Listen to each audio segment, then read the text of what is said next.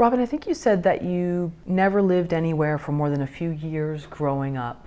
And I'm wondering, I know your parents are also artists or actors, but how just that experience of moving around shaped you? Did you have to become a chameleon? And how did it make you maybe more confident, less confident, whatever it was? What did it do? I think moving so frequently really helped me become more confident, because I got to shape who it is I wanted to be. If I lived somewhere and you know, kids can be very cruel, but if people said, oh, she talks too much, or oh, she's this, or oh, she's that, in another year or two, I was going to be living somewhere else and I could dial that down, you know? And so I listened to I listened to what people's perception of me was. I didn't become anything other than what I wanted to be and what I believed was the best person I could be, you know. I didn't go and, you know, try to keep up with the popular girls in school or buy the latest shoes or do the latest purse when you're 14. I mean, for God's sake, really. It's your parents buying it anyway. It doesn't say who you are. It just says what they can afford. But it allowed me to shape myself. I wouldn't say be a chameleon, because to me, that means you become, you know, where you are at that moment. And I didn't do that. I was who I was, where I was at any given moment. But who I was changed over the years by paying attention and seeing other people's behavior and not wanting to be that. Seeing how other people's behavior could hurt others. And why would they do that? So that's not a quality to adopt. And it also, I think, made it really easy for me as an actor, because I got to observe all kinds of people from all walks of life, and from all over the country. And all over the world, actually, because when I was 17, I moved to Europe for a while, and for 6 months. And so it allowed me to see the world in a way that many, many people don't. To see that there were, no matter how broke we were at the time, there was somebody less well off than we were.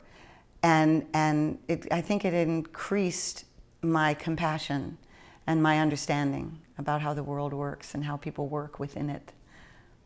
So for people that are moving here from, let's say, a small rural community, maybe they haven't been exposed to other people except for people that have lived there for generations, right, or something similar, what would you say is a good way where they could almost have a similar experience here? Because I know a lot of people that have moved from small towns, they're now here, and I'm sure it's got to be culture shock for them. Oh my God. In terms of even just the way, like, we drive on the freeways and just the busyness of this town. How do they sort of become more at peace with who they are so they don't have to become chameleons? The first thing I would say is, as hard as it may be, especially in this superficial town, do not ever compare yourself or your journey to anyone else and their journey.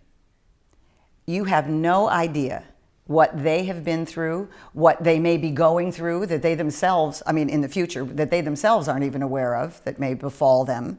So this town, I keep mentioning this, but because the town is so superficial, this town bases a lot on what you wear, the table you get, the car you drive, your zip code, hell, your area code on your phone, you know.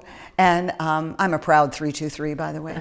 And don't do that. You know, the values that you probably grew up with, those of you who came from a smaller town, are usually pretty good values, and hold on to them. And because this town will try to beat the goodness out of you. It will. I have recently written a book, and there's a chapter in it called "The Company You Keep," and the subtitle is "Beware the Soul Eaters," because you will come here with your joy and your happiness, and somebody who isn't as joyful or happy as you will be jealous of that and will try to knock you down a peg and make you feel that the little accomplishment that you just got, not that much. And they'll throw their thing that they've just done at your feet like, you know, well, yeah, it's nice you got that audition, but I just got this job on such and such. It's amazing how insecure so many people here are. So beware the soul eaters. Those are the ones who you share some good thing that has just happened to you, and they try to diminish its value. And avoid them like the plague. Yeah, and I think that's great because I know you're all about being positive, and your book is about remaining upbeat and positive. But I think that's an important part to touch on because I know, especially for me when I came here, I would notice a lot of braggarts. And I remember somebody who'd been here a few years said, sometimes none of that is even true that you're telling me, but it psychs you out because you don't know that when you're 18. You think when these people are telling you this, you believe it. And you're right, they do these little things. And so I think that's important to talk about because you are about remaining upbeat and believing in the good. Right. But there is that element that I think a lot of people aren't totally aware of at first. You're very right about that. You know, you're swept along in the dream of what Hollywood can be and what you can be within it, and you want to be around the people that are successful. But as you said, a lot of people build themselves up in a way that isn't genuine, isn't real. And they often do it in a concerted effort to diminish the person they're talking to. Right. It's shocking. I mean, it's shocking yeah. to me that people do that, but they do. And the sooner, the more quickly you can become aware of that, the better. And I think too that growing up in the theater, my folks were professional actors. They weren't famous, but they made their living doing it. Growing up in the theater made me acutely aware of the fact that no project, no matter what business you're in, no project is done exclusively by one person or by one cohort. You know, it takes all of us to make, especially a creative project, to write a play, to perform a play, to produce a play or a film or a television show. It takes a lot of people. The craft service guy is just as freaking important as the executive producer, and you're going to see a lot more of the craft service person than you do with the executive producer. So you have to be kind to everyone because everyone that you meet in this, and respectful of everyone, but you also have to identify the soul eaters and avoid them. But everyone that you meet in this business or any other business can become, in essence, an agent for your good. For instance, that first job that I booked, I got because of a cook at a hamburger stand that I worked for. He sold the hamburger stand. He took a few favorite headshots of me and went to work at the commissary at Warner Brothers and handed them out in line to people going, she's an actress, she's fabulous. I have no idea how he knew that because he never saw me perform anything other than the act of making change. But he just believed in me and he liked me and I liked him. And I got my first job out of it.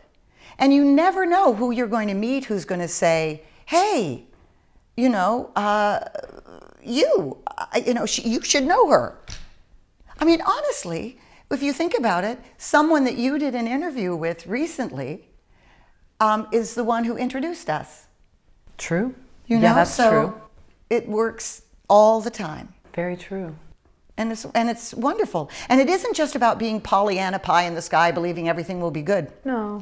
It's just about realizing that you're luckier than you think you are and that you accomplish more than you think you do, because everybody in this town, as I said, is trying to beat that concept out of you. That if you didn't get a major television show or if you didn't do this, that, meeting with agents or potential managers or working on your own show or something like that is worthless. Well, it's not. It's sustaining. It's your job.